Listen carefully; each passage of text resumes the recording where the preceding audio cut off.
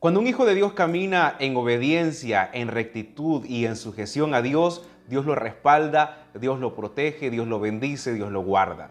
Así que, queridos hermanos, es importante que usted y yo caminemos de acuerdo a la voluntad de Dios y que seamos parte del propósito que Dios tiene para nuestra vida y para la humanidad. Cuando usted y yo somos obedientes a la voz de Dios, Dios pelea por cada uno de nosotros. Si bien es cierto, nos vamos a encontrar con problemas muchas veces y nos vamos a encontrar en necesidades. Y en otras ocasiones a lo mejor vamos a necesitar salud, vamos a encontrarnos enfermos, pero Dios siempre nos va a dar la salida, porque un hijo de Dios es protegido y bendecido por Dios. Aún el pueblo de Israel, cuando marchó de la tierra de Egipto, no le fue fácil salir de ahí. Se encontraron con problemas en el camino, como lo dice Éxodo capítulo 14, del versículo 13 en adelante. Si gusta, me acompaña y lo leemos para que podamos entender un poco más la reflexión de esta hora. La palabra la leemos en el nombre del Padre, del Hijo y de su Santo Espíritu, y la letra dice, libro de Éxodo capítulo 14, versículo 13. Y Moisés dijo al pueblo: no temáis, estad firmes y ved la salvación que Jehová hará hoy con vosotros. Porque los egipcios que hoy habéis visto, nunca más para siempre los veréis.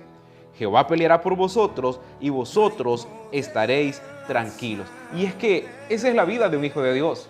Si bien es cierto, tenemos muchas veces necesidades, muchas veces nos encontramos en luchas, otras veces en pruebas, pero la bendición es que Dios siempre está con nosotros y que Dios no desampara a sus hijos. Porque incluso la Biblia dice, amados hermanos, que nuestra lucha no es contra carne y sangre. La Biblia habla de que usted y yo tenemos que ponernos la armadura de Dios. Todo eso indica que siempre va a haber una lucha, siempre va a haber un conflicto, pero al final la Biblia dice también que usted y yo somos más que vencedores en Cristo Jesús. Por supuesto, si usted ha recibido a Cristo Jesús en su corazón, como lo he hecho yo por misericordia y por gracia de Dios. Es importante que usted y yo aprendamos a esperar y a confiar en Dios. Aún en las peores luchas, aún en los momentos más difíciles, Dios siempre se glorifica y Dios siempre obra a favor de sus hijos. Versículo 15 del capítulo 14 de Éxodo. Entonces Jehová dijo a Moisés: ¿por qué clamas a mí?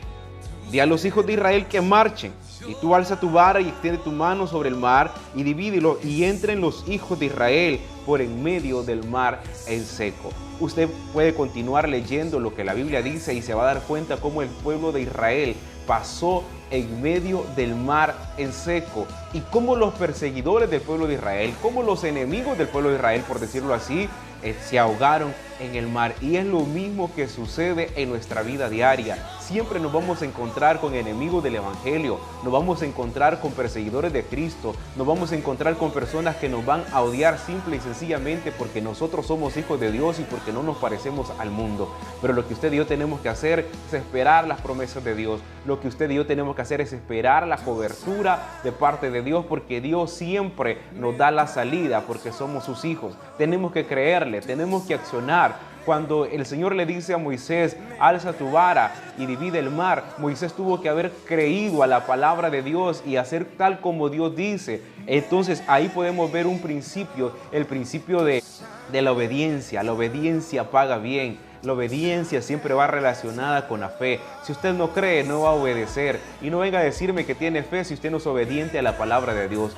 La enseñanza de hoy, en resumen, es, queridos hermanos, que Dios siempre pelea por nosotros, pero tenemos que obedecer, y tenemos que obedecer al propósito que Dios tiene para cada uno de nosotros. Tenemos que estar dispuestos y disponibles para que Dios nos use, esperar en Él, no utilizar armas carnales ni armas humanas, sino más bien ponernos la armadura de Dios, esperar que Dios nos defienda, porque a un hijo de Dios, Dios lo defiende. Que Dios les bendiga.